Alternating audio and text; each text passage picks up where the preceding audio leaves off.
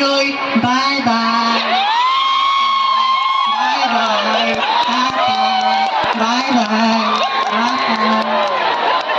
Hello' everyone, এয়া দেখিছেনে ধুনীয়াকৈ সাজি কাচি লৈছোঁ, অকণমান মেকআপো কৰি লৈছোঁ দেই চিম্পুলকৈ, আৰু ক'লা ব্লাউজ, ক'লা মেখেলা আৰু ৰিহা পিন্ধি লৈছোঁ।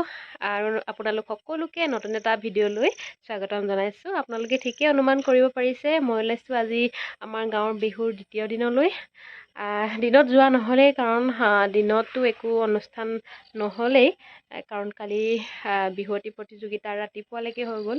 আমি ৰাতিপুৱালৈকে নাথাকিলোঁ বাৰু, ৰাতিয়ে আহি দিলোঁ আজি চাম কাৰণে। আৰু আজি অনুষ্ঠানটো বহুত ভাল লগা হ'বলৈ গৈ আছে। কালি ভিডিঅ'ত কৈছিলোঁ মই যে অসমৰ জনপ্ৰিয় কণ্ঠশিল্পী নীলাক্ষী নেওগ আৰু অসমৰ জনপ্ৰিয় অভিনেতা অতুল পাচনিদেৱ আমাৰ বিহুলৈয়ে আমন্ত্ৰণ কৰিছে। তেওঁলোকৰ অনুষ্ঠান চাবলৈ বহুত এক্সাইটেড হৈ আছোঁ, ভাল লগা হ'বলৈ গৈ আছে। আজি ভিডিঅ'টোও ভাল লগা হ'বলৈ গৈ আছে, আপোনালোকে ভিডিঅ'টো স্কিপ নকৰাকৈ চাব দেই।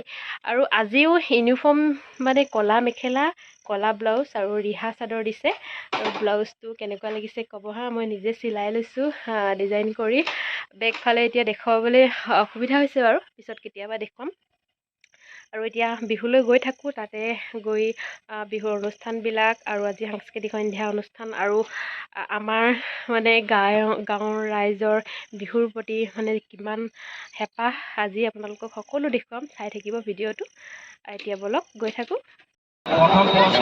আমি বিহুলৈ আহি পালোহি, বহুত ৰাইজ আহিছে, কিন্তু বহুত মানুহ বহুত। সাংস্কৃতিক সন্ধ্যাৰ মঞ্চখন উদ্বোধন কৰিবৰ কাৰণে চাবুৱা সমষ্টিৰ বিধায়কক নিমন্ত্ৰণ কৰিছে আৰু সমিতিয়ে আদৰণি জনাইছে। আহিলোঁ আৰু এইমাত্ৰ সাংস্কৃতিক মঞ্চ উদ্বোধন কৰিছে চাবুৱা সমষ্টিৰ বিধায়ক।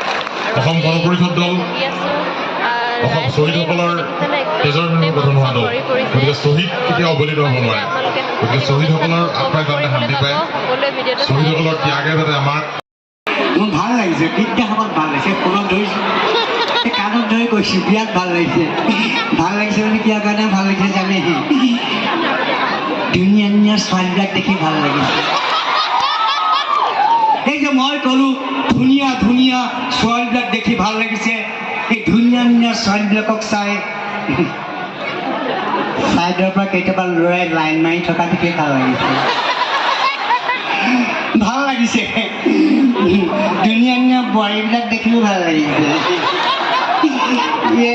বোৱাৰীজনী ইমান ধুনীয়া হাঁহি মাৰিছে, এইজনী মুগাৰ চাদৰ মেখেলা পিন্ধি আছে। বোৱাৰী ডালিম গুটিয়া হাঁহিত এইটো বয়সতো মোৰ জিন্দগী থৰক ফৰক কৰি পেলাইছে। পিছে বোৱাৰী, তোমাৰ মানুহজনক লগত বহুৱাই ৰখা নাই? এইটো ডাঙৰ ভুল কৰিছা, কাৰণ মই তোমাৰ মানুহজনক চিনি পাওঁ। তোমাৰ মানুহজনে কি কৰিছে জানা?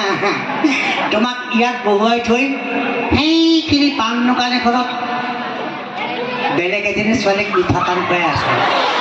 ঘৰত গৈ কাজিয়া কৰিব নালাগে, আজি ৰঙৰ বতৰত পাহৰি যাওঁ মানে কথাটো কি জানে, ওপৰত মাল নাই যে কথাবিলাক চিলি হৈ গুচি যায় বাপেকে। যোৱাকালি কাজিয়া লাগে ন, গাটো গুলপীয়া গুলপীয়া লাগে ন। আই মাতৃসকল বৰ ধুনীয়া লাগিছে, ইমান ধুনীয়া বগা সাজে আইনতীসকলে মোলে ধুনীয়াকৈ মিচিক মাছাকে হাঁহি মাৰিছে। আশীৰ্বাদ কৰিবনে আইসকল, কৰিবনে মোক? তাৰপিছত মই ক'লো নহয় কি মই হ'ব দিয়া, মই কাপোৰ কানি পিন্ধি যাম। নহয় নহয় নহয়, অসমৰ জনপ্ৰিয় অভিনেতা শ্ৰদ্ধাৰ সন্মানীয় অতুল পাচনিদেৱৰ হাস্যকৰ আৰু ৰসাল কথাবোৰ শুনি সঁচাই আপ্লুত হ'লোঁ, আৰু ৰাইজেও খুব ভাল পালে, সকলোৱে হাঁহি ফূৰ্তি কৰিছে তেওঁৰ কথাবিলাক শুনি, আৰু খুব পৰিৱেশটো ভাল লগা হৈছিল। বহু অপেক্ষাৰ অন্তত অধীৰ আগ্ৰহেৰে বাট চাই থকা অসমৰ জনপ্ৰিয় কণ্ঠশিল্পী নীলাক্ষী নেওগ বা আমাৰ মাজত আহি উপস্থিত হ'লহি। খুব সকলোৰে ফূৰ্তি, আৰু ইয়াৰ পিছৰ অনুষ্ঠানখিনি আপোনালোকে চাই থাকিব, কিমান ভাল লগা।